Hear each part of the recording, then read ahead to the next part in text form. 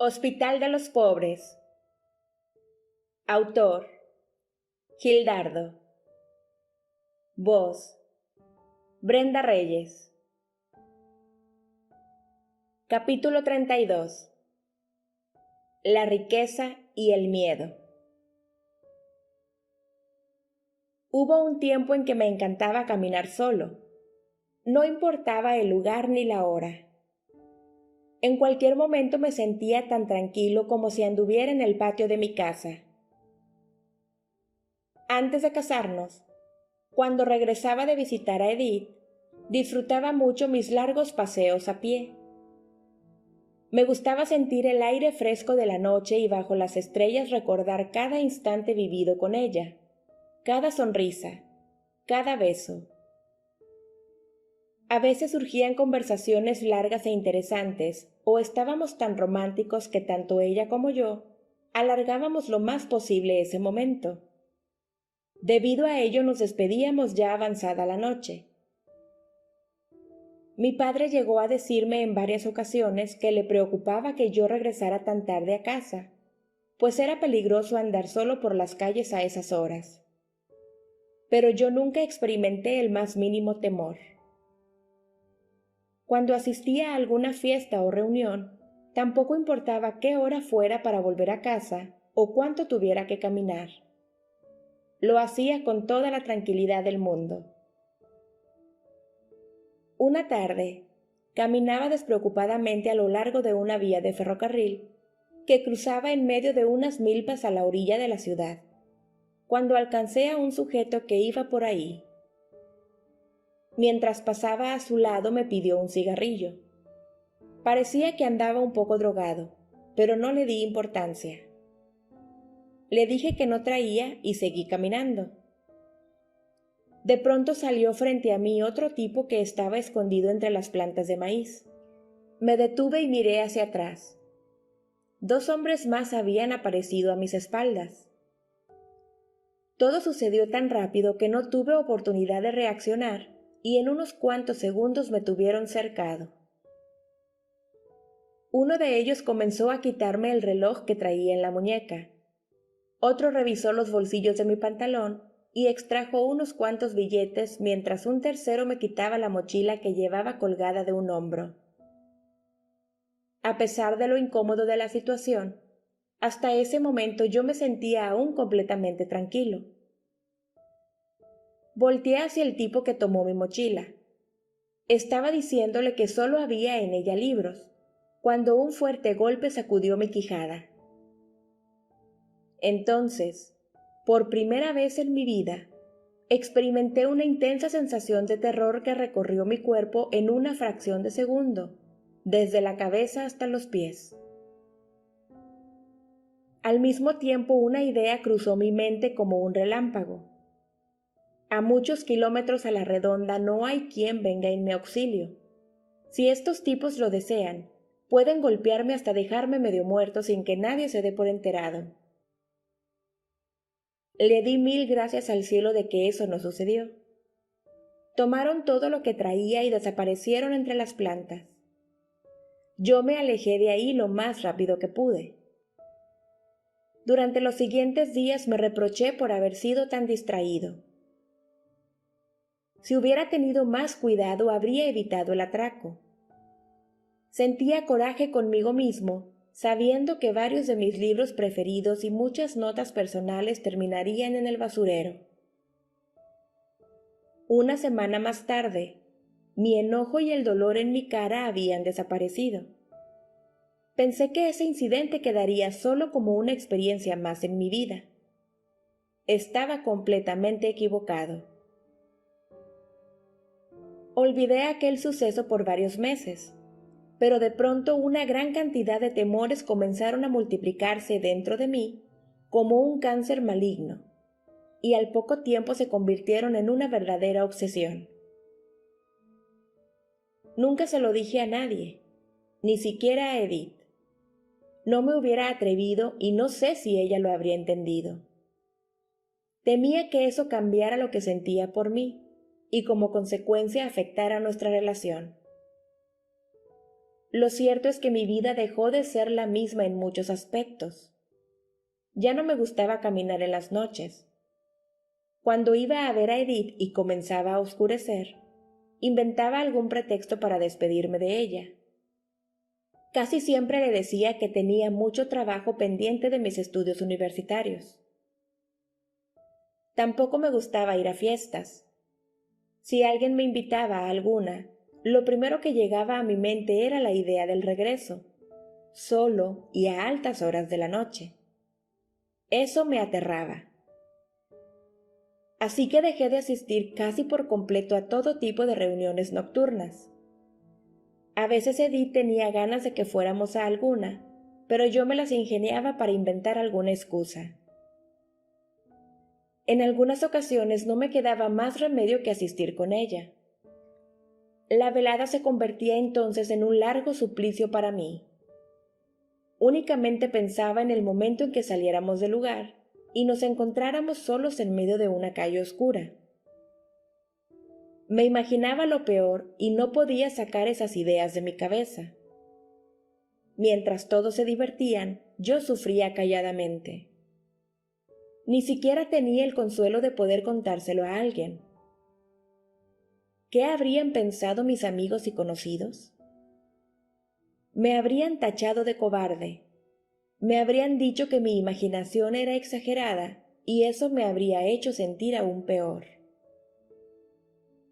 Cuando al fin salía con Edith del lugar, sentía aquella misma sensación que había experimentado durante el robo. Era como si un líquido helado recorriera mis venas desde la cabeza hasta los pies. Las manos me sudaban, y yo las limpiaba en mi ropa para que ella no se diera cuenta. Solo lograba volver a respirar con tranquilidad después de haberla llevado a su casa y estar a salvo en la mía. Desgraciadamente, ahí no acabó todo. También comencé a experimentar esos ataques de pánico durante el día, principalmente cuando caminaba por algún sitio solitario o cuando llevaba algo que pudiera parecer llamativo. Me sentía inseguro en cualquier lugar donde hubiera poca gente. Nunca me había gustado usar joyas, pero ahora incluso evitaba usar una pequeña esclava de oro que me había regalado Edith en uno de mis cumpleaños. Después de casarnos y rentar el departamento, temía siempre dejarlo solo, aunque fuera únicamente por un rato durante el día. Imaginaba que durante nuestra ausencia alguien entraría a robar y se llevaría las pocas cosas valiosas con que contábamos. Siempre me alegré por no tener más riqueza que pudiera atraer a los bandidos. Desconfiaba de todo el mundo. Como por obra de un maléfico hechizo, todas las personas que me rodeaban habían dejado de ser unos simples mortales y se habían transformado en peligrosos bandidos que solo esperaban el momento oportuno para consumar el atraco. Sentía que cualquier persona que se me acercaba tenía intenciones de robarme. El miedo me tenía acorralado. Me perseguía a todas horas. Se apoderaba de mí en todos los lugares. Y atacaba con más furia durante la noche, cuando salía acompañado con Edith. Sentía que al ir conmigo una mujer, me era más difícil huir o defenderme, o cuando traía dinero en la cartera. También noté que la angustia se volvía mucho más intensa después de ver en la televisión o el cine alguna película con escenas violentas. Cualquiera que no haya pasado por una experiencia parecida podría pensar que estoy exagerando. Solo quien ha vivido en carne propia los escalofriantes ataques de un miedo similar sabe muy bien que no exagero. El miedo, cuando es tan intenso, se convierte en una terrorífica prisión de la que no podemos salir. Pensaba que seguramente habría en el mundo miles de personas cuya existencia estuviera siendo ensombrecida por un miedo obsesivo como el mío. Tal vez era también miedo a los robos, o podía ser miedo a las enfermedades, a la muerte, al abandono, a subir de peso, a viajar en avión, a infidelidades de parte de su pareja, al fracaso, a perder a un ser querido, a algún tipo de animales, a la oscuridad, a quedar sin empleo. La lista de posibilidades era interminable. Creo que hubiera sido muy consolador conocer a algunas de esas personas y compartir nuestros temores, nuestras ansiedades, nuestro sufrimiento. Nos habríamos comprendido muy bien. Quizás algunas de esas personas estaban muy cerca de mí, entre mis amigos, conocidos y familiares. ¿Cómo saberlo? Cada quien debía soportar en su soledad esa incómoda cruz. En nuestra sociedad, el miedo es solo aceptado en los niños, no en los adultos, mucho menos en los hombres. Tuve que padecer silenciosamente todo ese sufrimiento hasta que ingresé al hospital. Ahí hablé por primera vez sobre mis miedos y conocí a otras personas que llevaban a cuestas una carga similar. Comprendí lo que estaba pasando en mi interior y recibí una terapia enfocada a erradicar esa programación tan virulenta que había infectado mi subconsciente y se había desarrollado de manera tan peligrosa. Antes de entrar al hospital, me resultaba difícil aceptar que ese solo suceso, el atraco en la vía del tren, había tenido un impacto mucho más poderoso en mi mente que los miles de momentos en que caminé tranquilo y seguro por calles y veredas. Pero lo entendí con claridad una vez que nos fue explicado el funcionamiento del subconsciente y sus mecanismos de defensa. Lo que sucedió fue lo siguiente. En el momento en que recibí el duro golpe por parte de los maleantes, mi instinto de supervivencia reaccionó automáticamente, generando un intenso miedo que me impulsaba a huir, pues sentí que mi vida estaba en peligro. En mi subconsciente se creó una fuerte asociación entre el miedo y algunos de los elementos presentes, como el estar en un lugar solitario y traer cosas que podían robarme. De ahí en adelante, cada vez que me encontraba en algún sitio que para mi subconsciente representaba un lugar solo, o cada vez que llevaba conmigo algo de valor o que pudiera parecer de valor, mi subconsciente generaba la misma emoción en un intento por protegerme. Era como si, al identificar alguno de estos elementos, él me dijera: «Corre, corre, tu vida está en peligro». El miedo era una señal de alarma que ahora se encendía a la menor provocación, haciendo mi vida intranquila. Pero había ingresado al hospital para recuperarme y no estaba dispuesto a conformarme con una salud a medias. Quería desarrollar una completa conciencia de riqueza, y para eso era muy importante erradicar por completo mis temores. Sabía que de no hacerlo, sufriría esos ataques de angustia por el resto de mi vida, y permanecería encasillado en una serie de incómodas limitaciones materiales. Nunca desearía una vida más abundante. Sentía que si la riqueza que Edith y yo teníamos aumentara 5 o 10 veces, en la misma medida se multiplicarían mis miedos. Eso sería intolerable para mí. Necesitaba una medicina que me ayudara a sanar cuanto antes. Para ello utilicé una oración de nuestro libro específicamente dirigida a este problema, y me dediqué asiduamente a introducirla en mi mente. Poco a poco, cobraría más fuerza y desplazaría todos mis temores. Edith también la usaba, aunque en este aspecto de la enfermedad su caso no era tan crítico como el mío. Por eso consideré esta oración como una parte prioritaria de mi tratamiento durante varios meses. La leía continuamente en varios momentos del día. Atraigo sucesos positivos. Solo atraigo sucesos positivos. Atraigo lo mejor. Estoy siempre a salvo. Mi riqueza está siempre a salvo. Me siento protegido. Me siento seguro. Estoy seguro. Mi riqueza es una bendición. Solo atrae bendiciones. Los demás solo tienen actitudes positivas hacia mí y mi riqueza. En todo momento y lugar estoy rodeado de gente con actitudes positivas. Confío en los demás. Dios me acompaña siempre. Dios me protege. Dios protege lo que tengo. Su poder es ilimitado y me protege siempre. Merezco estar siempre a salvo. Merezco que mi riqueza esté a salvo. Merezco sentirme seguro. Gracias por mi seguridad. Gracias porque estoy siempre a salvo. Gracias porque mi riqueza está siempre a salvo.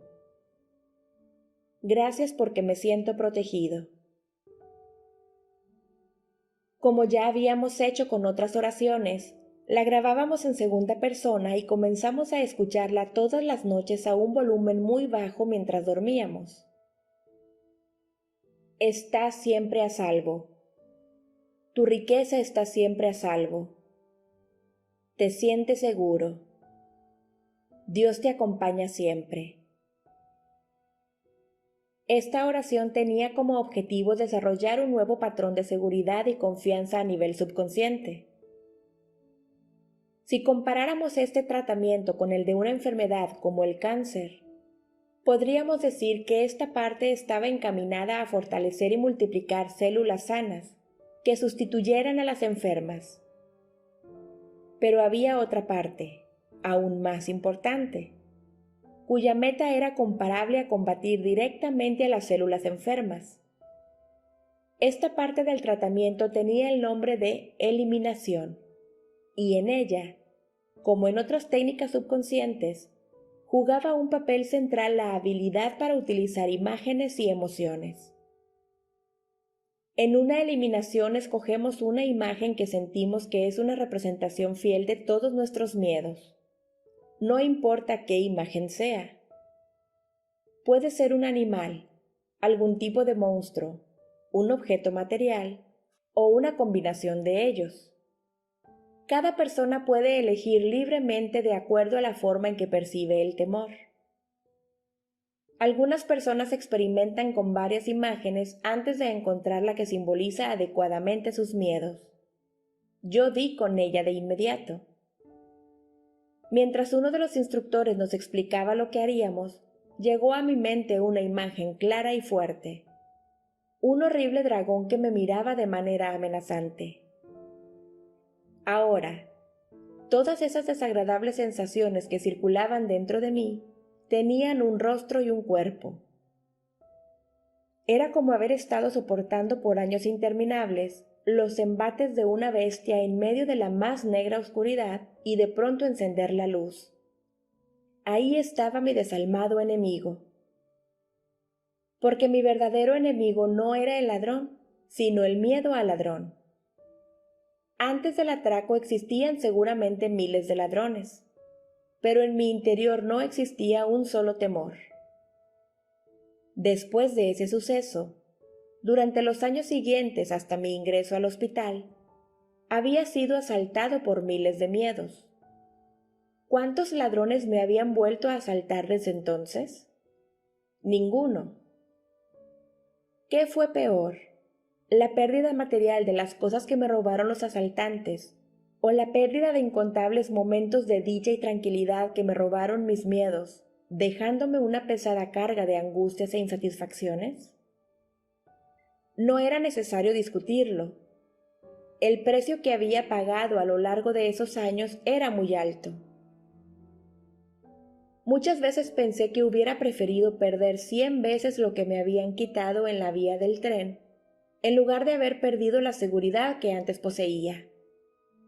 Pero los hechos estaban ahí. Lo que tenía que hacer ahora era enfrentarlos. Una vez elegida la manera como será representado el miedo, hay que escoger una forma de destruirlo. Nuevamente las imágenes posibles son ilimitadas.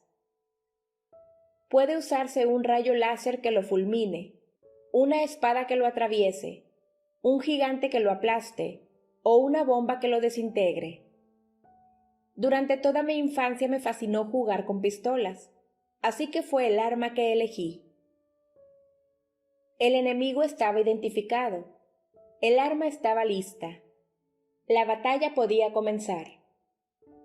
A partir de ese momento libré una encarnizada lucha con mis miedos.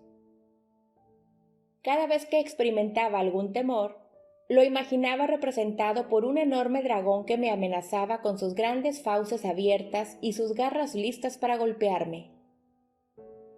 Imaginaba que tomaba mi pistola, lo miraba a los ojos dispuesto a vencerlo y le disparaba con toda la rabia que yo era capaz de sentir. Ese era el tercer elemento en la pelea. Estaba aprendiendo a manejar mi coraje. Aprendí que es prácticamente imposible sentir miedo y coraje a la vez. Los cambios fisiológicos que se producen con cada una de estas emociones son diferentes. Por ejemplo, al sentir miedo, la sangre se concentra en las extremidades inferiores como parte del impulso a huir. Como fluye poca sangre al rostro, este se torna pálido. En cambio, al sentir coraje, la sangre se concentra en la cabeza y los brazos, ya que durante miles de años a lo largo de la evolución, estas partes del cuerpo sirvieron como armas con las que se podía atacar. Por eso el rostro se pone rojo y los brazos se tensan. Debía sentir un gran enojo contra mis miedos. Sí que estaba enojado. Estaba muy enojado por todas las angustias, insatisfacciones y limitaciones que me habían provocado sus continuos ataques. No estaba dispuesto a tolerar que siguieran destrozando así tantos momentos de mi vida. Cuanto más coraje era capaz de sentir, más fácilmente aniquilaba mis miedos. Imaginaba que los dragones eran atravesados por mis disparos, caían al suelo y morían. Por fin sentía que era yo quien ganaba terreno a esas criaturas infernales que habían instalado su madriguera dentro de mí. Eso me hacía sentir un gran placer. Era maravilloso dejar de ser víctima y convertirme en vencedor. Esos son los elementos de la eliminación usada para erradicar el miedo. El enemigo, la forma de eliminarlo, el coraje y la sensación de triunfo. Si las imágenes y las emociones se manejan repetidamente de manera efectiva, tienen un impacto muy fuerte en el subconsciente. Sin embargo, no siempre fue fácil aniquilar a esas criaturas. Había momentos en que, al encontrarme de pronto en una calle solitaria y oscura, volvía a aparecer el miedo junto con esa sensación que corría a lo largo de mi cuerpo. Imaginaba al dragón lo más claramente posible, grande, fuerte y dispuesto a rostizarme con su fuego para luego devorar mis cenizas. Desenfundaba mi imaginaria arma y le disparaba a la cabeza y al pecho, tratando de sentir todo el coraje posible. Pero muchas veces perdía la batalla. El miedo no cedía. El frío que sentía circular por mi torrente sanguíneo continuaba su marcha. Prefería alejarme del sitio tan rápido como podía, rogando a Dios que no apareciera algún maleante que me quitara lo poco que llevaba encima y me hiciera pasar otro instante de terror. Entonces me sentía derrotado, impotente, fracasado. Sentía que nunca ganaría esa guerra. Edith me daba todo el apoyo y el cariño que podía, pero ello realmente servía de poco para hacerme sentir mejor. Sin embargo, una vez pasado ese mal momento, volví a repetirme a mí mismo que no abandonaría la pelea hasta haber exterminado al último de esos monstruos. Estaba completamente decidido a acabar con esa parte de mi enfermedad que tantos estragos había causado en mi vida. Quería borrar para siempre su influencia y volver a sentir la misma tranquilidad que formaba parte de mí antes de ese suceso. Mis enfrentamientos con los dragones se convirtieron en la más cruda lucha que libré durante toda mi recuperación. Las demás partes de mi tratamiento eran dulces juegos comparados con esto. Para mí, esta era la parte medular de toda mi curación. Si podía erradicar a esas endemoniadas criaturas de las profundidades de mi subconsciente, podía lograr cualquier otra meta en el proceso para adquirir mi salud. Algunas veces, con el fin de acelerar este proceso, efectuaba las eliminaciones en la comodidad de mi casa. Me recostaba en la cama, cerraba los ojos y hacía algunas respiraciones profundas para relajarme. Me imaginaba caminando por algunos lugares solitarios. De pronto, aparecía uno de esos terroríficos dragones que representaban mis miedos. Lo miraba directamente a los ojos y, tratando de sentir todo el coraje posible hacia él, le disparaba con mi arma. Imaginaba cómo las balas atravesaban su pecho, su cabeza, sus patas y sus alas. Imaginaba cómo caía estrepitosamente. Era tanto mi coraje que, aunque ya estaba muerto en el suelo, descargaba sobre el cadáver muchos tiros más. Otra vez experimentaba la sensación de un fluido corriendo por mi cuerpo, pero esta vez era completamente diferente. Ahora era algo placentero que sentía principalmente en mis brazos. Creo que se trataba de esa sustancia llamada adrenalina. Tanto la frecuencia como la intensidad con que experimentaba esos ataques de miedo fueron cada vez menores, hasta que, finalmente, desaparecieron. Sin embargo, no se trata simplemente de eliminar el miedo, ya que la esencia de este es protegernos. Debemos sustituirlo por algo más saludable. El miedo es una conducta instintiva que forma parte de nuestra herencia biológica. Es algo natural. Muchos animales también son capaces de sentir miedo. Al erradicar el miedo, que está controlado por nuestro subconsciente, debemos aprender a tener precaución, la cual depende de nuestra mente consciente. No porque ya no tengamos miedo a que nos roben o asalten, vamos a dejar abierta la puerta de nuestra casa o a pasear con nuestras mejores joyas a medianoche en un barrio de mala muerte. Debemos dejar de ser personas temerosas y desconfiadas para convertirnos en personas seguras y precavidas. Otros programas que forman parte de nuestra conciencia de riqueza también nos ayudan en este sentido, ya que gracias a ellos estaremos dispuestos a invertir lo necesario para tener una adecuada seguridad.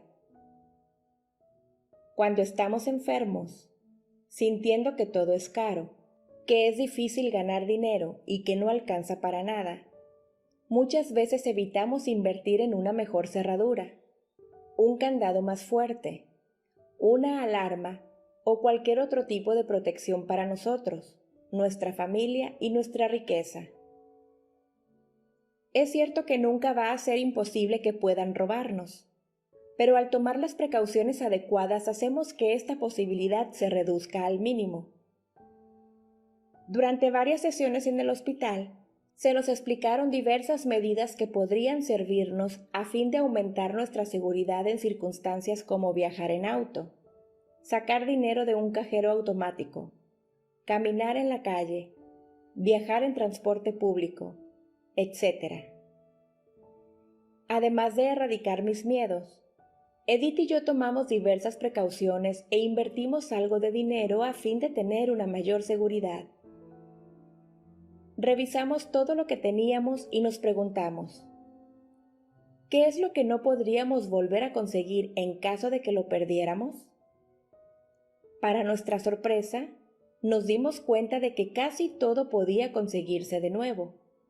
Muebles, televisión, refrigerador, ropa, joyas, relojes. Encontramos pocas cosas que realmente eran insustituibles.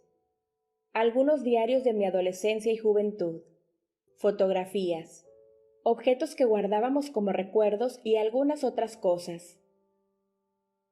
Además, nos percatamos de que todo lo que era insustituible carecía de valor para otras personas. Eso también me ayudó a sentirme tranquilo. Decidimos tomar algunas precauciones extras con el fin de tener mejor aseguradas esas cosas, no solo contra robos, sino también contra cualquier tipo de accidente. Cuando yo tenía 7 años, el agua de una inundación echó a perder la mayor parte de las fotografías familiares. Debido a eso, son pocas las imágenes que existen de mi niñez. No me gustaría que algo así volviera a suceder con cosas tan significativas.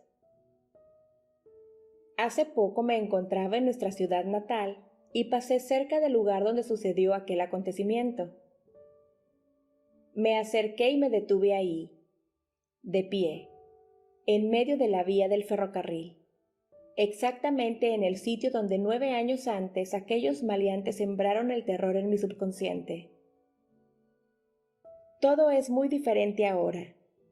A los lados de la vía ya no están los sembradíos de maíz. En su lugar hay una nueva avenida y muchas casas recién construidas. Pero estar allí nuevamente tenía un glorioso significado para mí. No fue fácil conquistar todos mis temores, pero lo logré.